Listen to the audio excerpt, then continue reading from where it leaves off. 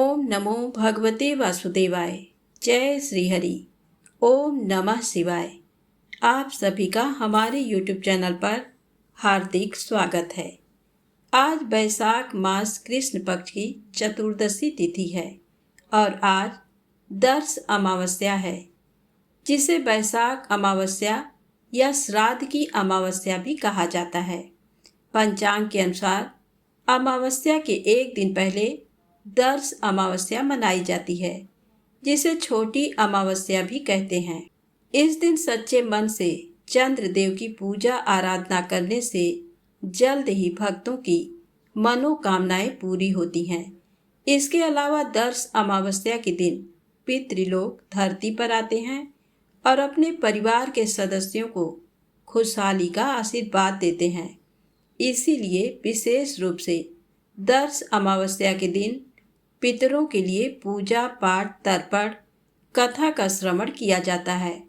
पुराणों के अनुसार श्राद्ध की अमावस्या के दिन अपने पूर्वजों पितरों के निमित्त जो भी व्यक्ति शुद्ध मन से अपने सुखी संपन्न जीवन के लिए प्रार्थना करता है एवं दर्श अमावस्या के महात्म कथा को सुनता या पढ़ता है तो निश्चित ही उसका कल्याण होता है।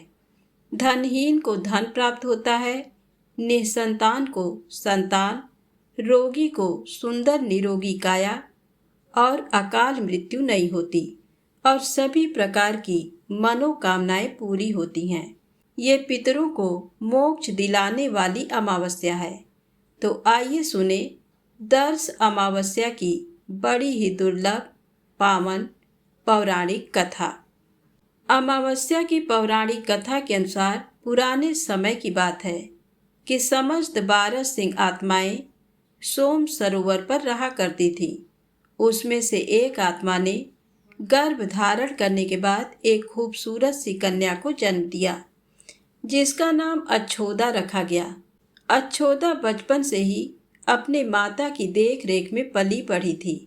ऐसे में उसे शुरुआती दिनों में ही हमेशा अपने पिता की कमी महसूस होती थी, जिसके कारण एक बार उसे सारी आत्माओं ने मिलकर धरती लोक पर राजा अमावस की पुत्री के रूप में जन्म लेने को कहा। राजा अमावस एक प्रसिद्ध और महान राजा थे, जिन्होंने अपनी पुत्री अच्छोदा का पालन पोषण बहुत अच्छे से किया। ऐसे में पिता का प्रेम पाकर अच्छोदा काफी प्रसन्न रहने लगी। इसके बदले में अच्छोदा पितृलोक की आत्माओं का आभार जताना चाहती थी। इसके लिए उसने श्राद्ध का मार्ग अपनाया। इस कार्य को करने के लिए उसने सबसे अंधेरी रात को चुना, जिस दिन चंद्रमा आकाश में मौजूद नहीं होता। उस दिन वह पितृ आत्माओं का विधि विधान से पूजन करने लगी। पितृभक्ति के कारण अच्छोदा को वह तमाम सुख मिले जो उसे स्वर्ग में भी प्राप्त नहीं हो रहे थे। तभी से बिना चंद्रमा के आकाश को राजा अमावस के नाम से अमावस्या नाम से जाना जाने लगा। एक दूसरी पौराणिक कथा के अनुसार एक बार अच्छोदा ने 1000 वर्ष तक तपस्या की, जिससे प्रसन्न होकर देवताओं के पितृगण अग्निस्वात और बर्हिस्पत अपने अन्य पितृगण अमावसु के साथ अच्छोदा को वरदान देने के लिए अमावस्या के दिन उपस्थित हुए। उन्होंने अच्छोदा से कहा कि हे पुत्री, हम सभी तुम्हारी तपस्या से अति प्रसन्न हैं, इसलिए जो चाहो वर मांग लो। लेकिन अच्छोदा ने अपने पितरों की तरफ ध्यान नहीं दिया और वह अति तेजस्वी पितृ अमावस को अपलक निहारती रही। पितरों के बार बार कहने पर उसने कहा, हे भगवान, क्या आप मुझे सचमुच वरदान देना चाहते हैं? इस पर तेजस्वी पितृ अमावस ने कहा, हे अच्छोदा, वरदान पर तुम्हारा अधिकार सिद्ध है, इसलिए निसंकोच कहो। अच्छोदा ने कहा, भगवान, यदि आप मुझे वरदान देना ही चाहते हैं तो मैं तत्क्षण आपके साथ रमण कर आनंद लेना चाहती हूँ। अच्छोदा के इस तरह कहे जाने पर सभी पितृ क्रोधित हो गए। उन्होंने अच्छोदा को श्राप दिया कि वह पितृलोक से पतित होकर पृथ्वी लोक पर जाएंगी। पितरों के इस तरह श्राप दिए जाने पर अच्छोदा पितरों के पैरों में गिरकर रोने लगी। इस पर पितरों को दया आ गई। उन्होंने कहा कि अच्छोदा, तुम पतित योनि में श्राप मिलने के कारण मत्स्य कन्या के रूप में जन्म लोगी। पितरों ने आगे कहा कि भगवान ब्रह्मा के वंशज महर्षि पराशर तुम्हें पति के रूप में प्राप्त होंगे। तुम्हारे गर्भ से भगवान व्यास जन्म लेंगे। उसके उपरांत भी अन्य दिव्य वंशों में जन्म लेते हुए तुम श्राप मुक्त होकर पुनः पितृलोक में वापस आ जाओगी। पितरों के इस तरह कहे जाने पर अच्छोदा शांत हुई। अमावस के ब्रह्मचर्य और धैर्य की सभी पितरों ने सराहना की एवं वरदान दिया कि ये अमावस्या की तिथि अमावस के नाम से जानी जाएगी।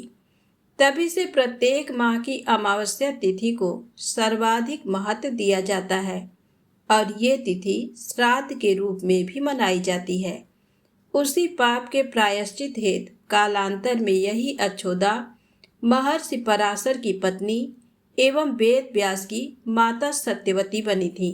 तत्पश्चात समुद्र के अंशभूत शांतनु की पत्नी हुई और 2 पुत्र चित्रांगद तथा विचित्र बेरी को जन्म दिया था।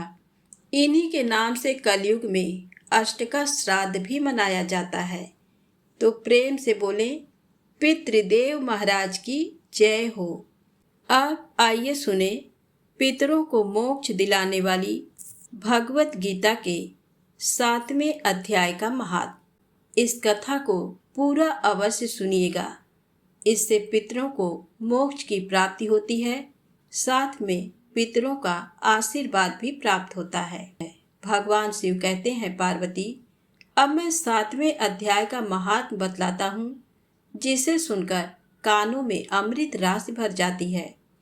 पाटलिपुत्र नामक एक दुर्गम नगर है, जिसका गोपुर बहुत ही ऊंचा है। उस नगर में शंकुकर्ण नामक एक ब्राह्मण रहता था।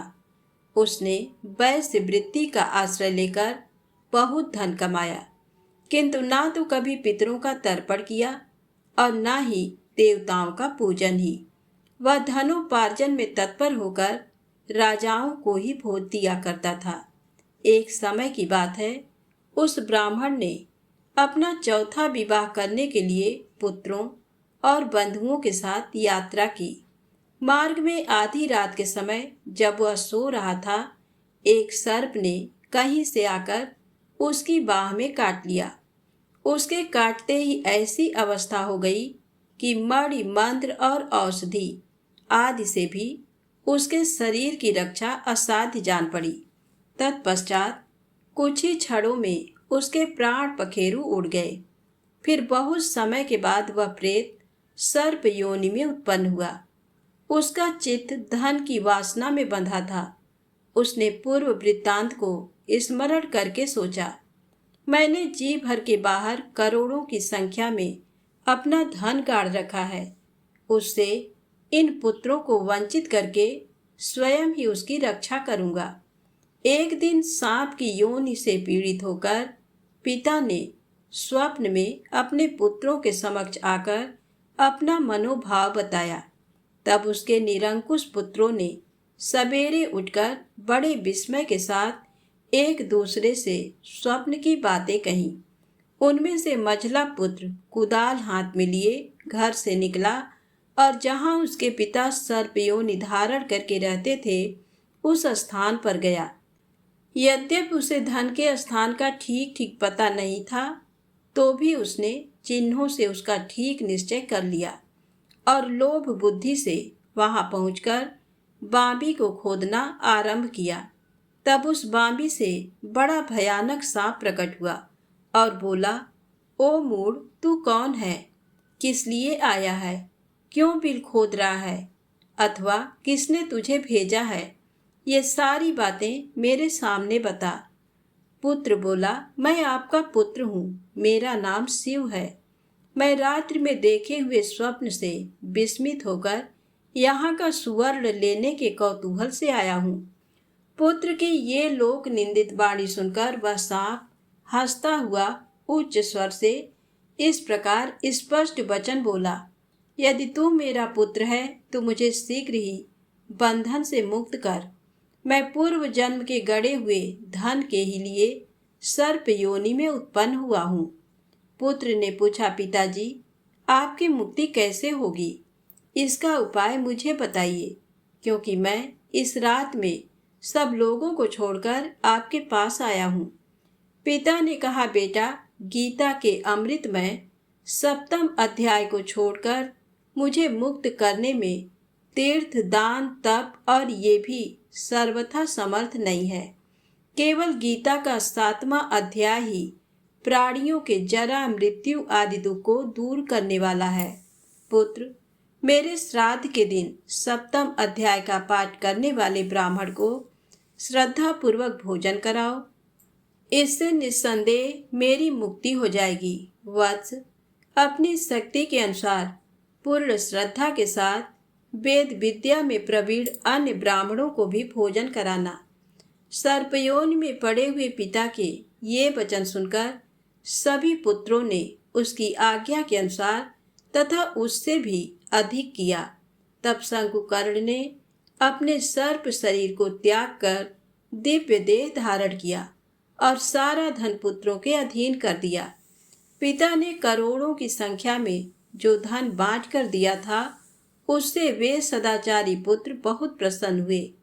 उनकी बुद्धि धर्म में लगी हुई थी, इसलिए उन्होंने बावली, कुआं, पोखरा, यज्ञ तथा देव मंदिर के लिए उस धन का उपयोग किया और अन्नशाला भी बनवाई।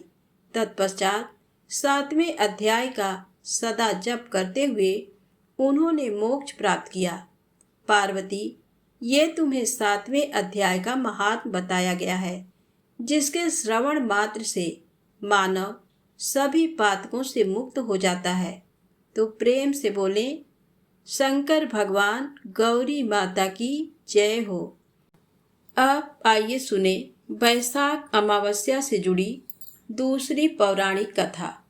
वैशाख अमावस्या के महत्व से जुड़ी एक कथा पौराणिक ग्रंथों में मिलती है। प्राचीन काल में धर्मवर्ण नाम का एक ब्राह्मण था। वो बहुत ही धार्मिक और ऋषि मुनियों का आदर करने वाला व्यक्ति था। एक बार उन्होंने किसी महात्मा के मुख से सुना कि कलयुग में भगवान विष्णु के नाम स्मरण से ज्यादा पुण्य किसी भी कार्य में नहीं है। धर्मवर्ण ने इस बात को आत्मसात कर लिया और सांसारिक जीवन छोड़कर संन्यास लेकर भ्रमण करने लगा। एक दिन घूमते हुए वह पितृलोक में पहुंचा। वहां धर्मवर्ण के पितृ बहुत कष्ट में थे।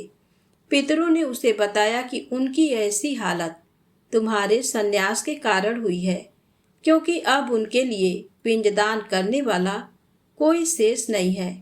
यदि तुम वापस जाकर गृहस्थ जीवन की शुरुआत करो, संतान उत्पन्न करो, तो हमें राहत मिल सकती है। साथ ही वैशाख अमावस्या के दिन विधि विधान से पिंडदान करो। धर्मवर्ण ने उन्हें वचन दिया कि वह उनकी अपेक्षाओं को अवश्य ही पूर्ण करेगा। इसके बाद धर्मवर्ण ने सन्यासी जीवन छोड़कर पुनः सांसारिक जीवन को अपनाया और वैशाख अमावस्या पर विधि विधान से पिंडदान कर अपने पितरों को मुक्ति दिलाई। तो प्रेम से बोले, पितृदेवता की जय हो। अब आइए सुने वैशाख स्नान की कहानी। एक पति पत्नी थे। सूखी लकड़ियों को बेचकर अपना गुजारा करते थे। वैशाख का महीना आया। सभी लोग वैशाख स्नान करने लगे तो उस लकड़हारे की पत्नी ने वैशाख नहाने का विचार किया और वह लकड़हारा रोज लकड़ी का गट्ठर लाता और उसकी पत्नी उसमें से एक लकड़ी निकाल लेती और प्रतिदिन वैशाख नहाने जाती। वैशाख नहाने के बाद आंवला, पीपल और तुलसी को सींचती। ऐसा करते हुए 1 महीना बीत गया। एक दिन लकड़हारा अपने घर नहीं था तो लकड़हारा की पत्नी ने बची हुई लकड़ी का गट्ठर बनाकर बेचने गई। भगवान का नाम लिया और उस लकड़ी को लेकर चल दी। ओम नमो भगवते वासुदेवाय नमः इतना कहते ही लकड़ियां चंदन की हो गई। जब वह लकड़हारे की पत्नी लकड़ियों के गट्ठर को लेकर राजमहल से होकर गुजरी तो राजा को चंदन की खुशबू आई। तो राजा ने लकड़ियों का कीमत पूछवाया। उसने कहा कि क्या लोगी? तो वह बोली, जितना आप चाहें दे दें, पर मुझे तो ब्राह्मण को भोजन खिलाना है, उनको दान दक्षिणा देना है, इतना ही सामान मुझे चाहिए। अब राजा नौकर के हाथ 5 ब्राह्मण के भोजन जितना सामान उसके घर भिजवा दिया और इस तरह से लकड़हारे की पत्नी ने दाल बाटी चूरमा ब्राह्मणों को खिलाया और दक्षिणा दी तथा उन ब्राह्मणों ने उसे आशीर्वाद दिया। इधर लकड़हारा जब लकड़ी का गट्ठर बेचने के लिए गया था तो उसकी एक भी लकड़ी नहीं बिकी। इससे उसे देर हो गई। इधर ब्राह्मणों व भगवान के आशीर्वाद से उसकी झोपड़ी महल में बदल गई। रसोई में 56 तरह के पकवान तैयार हो गए। पति गट्ठर बेचकर आया तो उसे झोपड़ी दिखाई नहीं दी। वह पड़ोसन से पूछने लगा तो पड़ोसन बोली, अरे तुम तो लकड़ियां बेच रहे हो, तुम्हारी स्त्री स्नान ध्यान पूजा पाठ करती है, ब्राह्मणों को भोजन खिलाती है, उन्हें दान दक्षिणा देती है। इतने में ही लकड़हारे की पत्नी आ गई। पति से बोली, अजी यही आपका घर है। पति को गुस्सा आया और बोला, तूने चोरी की या डाका डाला जो अचानक इतना धन आ गया? तब वह बोली, मैंने बैसाख स्नान किया, बड़ पीपल सींचा और तुलसी माता को जल दिया, उनका पूजन किया, ब्राह्मणों को भोजन खिलाया और रोज आपकी लकड़ियों के गट्ठर में से एक लकड़ी निकाल लेती थी। वो लकड़ियाँ भगवान की कृपा से चंदन की हो गई और मैं उन्हें बेचने गई तो राजा ने गट्ठर मांगा। मैंने राजा से सूखा सामान मांगा। उसने ब्राह्मण खिलाने इतना दक्षिणा दी और ब्राह्मणों ने भोजन करके आशीर्वाद दिया। उसका फल भगवान ने हमें दिया। तब पति को तसल्ली आई। दोनों पति पत्नी ने साथ भोजन किया, महलों में वास किया। हे भगवान, जैसे उन पति पत्नी के भंडार भरे वैसे सबकी भरना, खोटी की खरी अधूरी की पूरी जानना। तो बोलिए श्री विष्णु भगवान की जय। ओम नमो भगवते वासुदेवाय नमः। ओम नमः शिवाय। दोस्तों, यदि आपको ये कथाएं अच्छी लगे तो कृपया लाइक अवश्य करें, चैनल को सब्सक्राइब करें, ज़्यादा से ज़्यादा शेयर करें। जय माता दी, जय भोलेनाथ।